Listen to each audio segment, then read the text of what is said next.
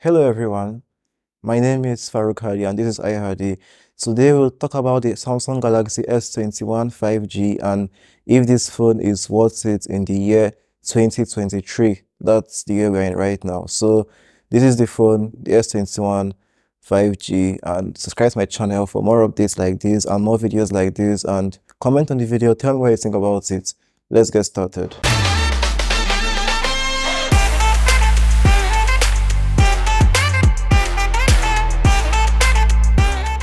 This phone was released in January 29, 2021. Yeah, the phone was introduced by Samsung and it came in two variants, the Snapdragon and the Exynos variants. The Snapdragon was meant for those in the US and the Exynos was meant for like international countries. So now let's talk about the build quality and durability. The Samsung Galaxy S21 is equipped with a Gorilla Glass Victus front and a plastic back actually. This is the case, and then I didn't really feel like taking it off, but the back of it is plastic. It has an aluminum frame by the sides of the phone. So it feels more mid-range when it comes to build quality. Yeah, I bet that's how Samsung managed to keep the price down. I know this came at probably $800 since it's the entry level flagship for 2021 January, and the phone is equipped with an IP68 water and dust resistance of up to 1.5 meters for 30 minutes.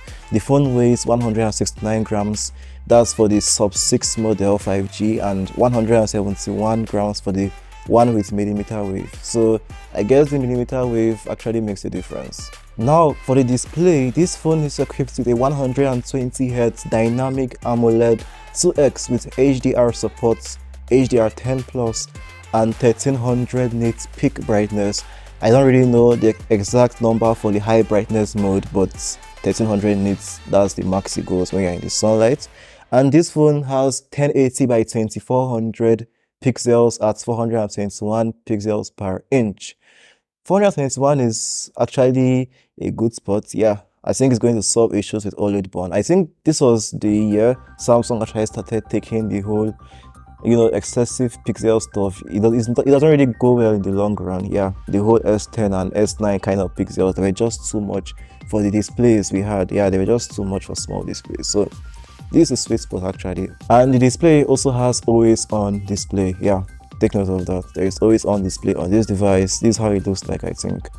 When you take it off, yeah, this is basically the always on display. I set it to only show on tap. I didn't leave it to be constantly turned on. Now let's talk about the performance. This phone is equipped with Snapdragon 888. This is the US variant. 888 5G, that's 5nm silicon lithography process. The Exynos 2100 variant is for the international models, and Snapdragon 888 actually has 2.84 max gigahertz clock frequency. It has octa-core, 1 super powerful core, 3 secondary cores, and 4 efficiency cores. Now this has Adreno 660. That's for the Snapdragon variant. I think there is Mali G something for the Exynos variants. Yeah, that's the GPU. And I think we should run a Geekbench test just to have an idea. The phone is not on data right now, so I think it should actually be stable enough for a Geekbench test. Alright, so there we have our Geekbench 6.1 scores for Android. 1319 on single core and 3592 on multi-core. Honestly, these are pretty mid scores. I won't say low and I won't say high, they are mid. Yeah, I mean nowadays we are dealing with 5000s and 6000s, so but funny enough, the device actually performs very good. It has 8 gigs of RAM, LPDDR5. It also has 4 cores efficiency, 3 cores medium, and 1 super powerful core. Anyways, that's it for performance. Alright, so for the memory, we have 8 gigs of LPDDR5 RAM. Yeah, I mean they started using LPDDR5 on Samsung's way back in 2021, so that's actually very good for them.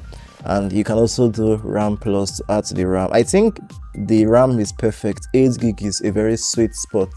That's for a flagship grade CPU such as the Snapdragon 888. Yeah, And also it's paired with either 128 gigs or 256 gigs of ROM. That's using the UFS 3.1 file system, and this particular one I'm holding here is 128 gigs memory. Yeah, so I think for the storage it actually has like an 8/10 because the RAM is excellent, the file system is actually alright, 3.1 is not bad. I think Samsung even used it on their base S23 models, so definitely still kind of up to date. Yeah, now I think we should check how the speakers perform. Yeah, this is one of my favorite parts.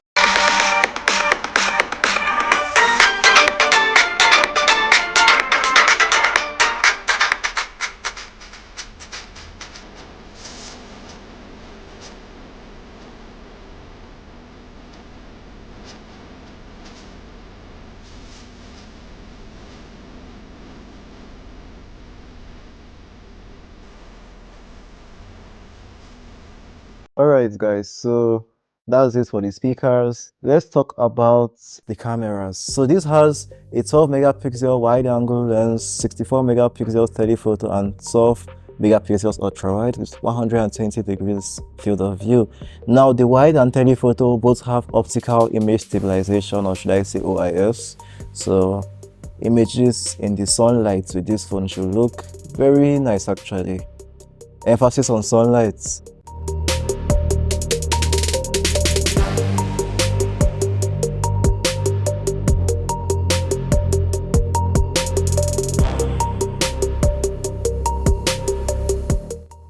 This phone, I think this was one of the first few devices on Samsung to support 8K video recording. Yeah, look at it up there, 8K 24 FPS. Yeah, so like not bad actually, although it's kind of a gimmick. No one actually uses 8K for anything. It's like made more sense for them to perfect 4K 60 rather than going all the way to 8K. But who am I to talk? You know, Samsungs are my boss. Yeah. Yeah, and then like I did a little recording with this phone on my iPhone 13 playing Crab Reef, so you might also want to watch that and compare that to this video I currently shot with that iPhone 13 and tell me what you think about the differences in the colors and everything. I think that should be a very distinctive test for you to see how the camera is both on the video and the picture side. Yeah.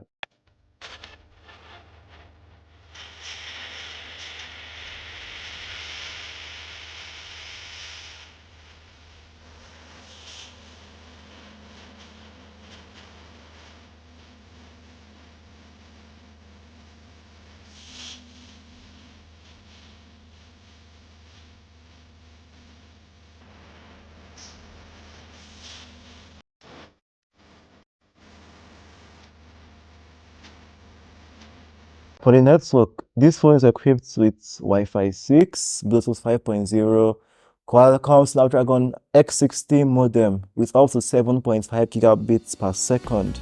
Yeah, and I think it beats the Google Pixel that came out in its year category, so great job Samsung.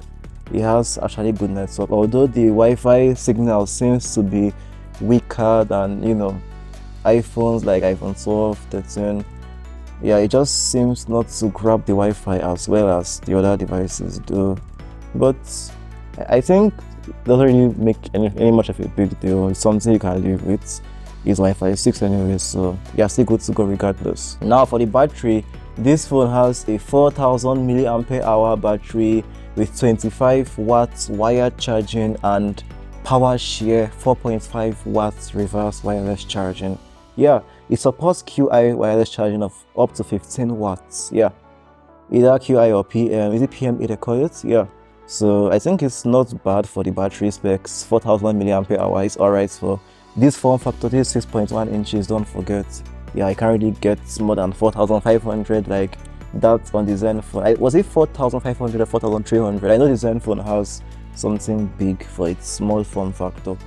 So honestly, like, what do I think about this device? First of all, the display, like, how do I put it?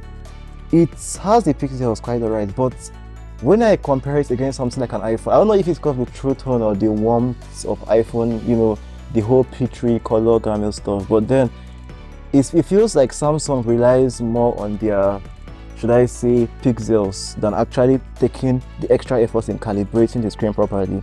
Yeah, that's why if you notice in settings, you'll find something like color. Yeah, I mean, it's just compared the two, like this seems kind of fake. It looks like the colors are popping, but then it doesn't look real. Why this is supposedly natural, but then it just feels washed out. So like, I can't even choose between the two. I wish there was something more in the middle. Yeah, this seems more like a 7, and this seems more like, should I say, a 3. There should have been something like on a 5. Yeah, that's my first thoughts. And secondly, like the animations. Yeah, it has a 120 hertz display. This is it, 120 hertz, but then like it's not consistent. I don't know how I'm gonna put it. Yeah, exactly. Look at this, for instance. Now it would have been nice if this could like zoom out into like the widget, but then how do I put it? It just zooms our face into the background and shows the widget. It should have made, I know Apple would have done something like that, but this is not really a comparison. All I'm trying to say in essence is that, yeah, it has a very smooth 120 Hz display, but then like, yeah, it's smooth, but then like, how do I put it? The animations feel like they're not really taking the best advantage of the 120 Hz as well as Apple or OnePlus take advantage of it. Yeah.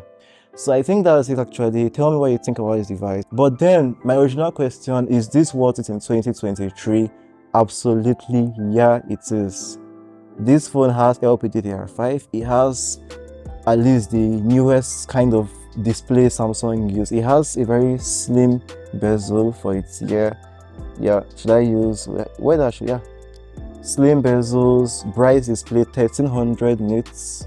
That's for peak brightness. That's modern enough. It has a good battery. It has wireless charging in reverse, and it supports up to Android 13 right now. I think this should get Android 14. Maybe that might be its last Android update. I know it came as Android 11, so it still has like some pretty good years to go. Yeah, get this device, but I would say you should get it if you are fine with a camera that doesn't feel like very, like, should I say very excellent. If you want something better with camera, I would say go for the S23. But then this is around $300 and something dollars. I think with like $299 you can even find a deal on Amazon for this, so it's an absolute steal. Go for this device. It's gonna serve you perfectly for its value. Very excellent value, and it even has the new modern look. Yeah, it has the signature look of the S21, 22 and 23, so you won't really feel left out if you have this device. So I think that's all actually for S21. Yeah, I'll see you guys soon enough. Hopefully I get to review more Android phones.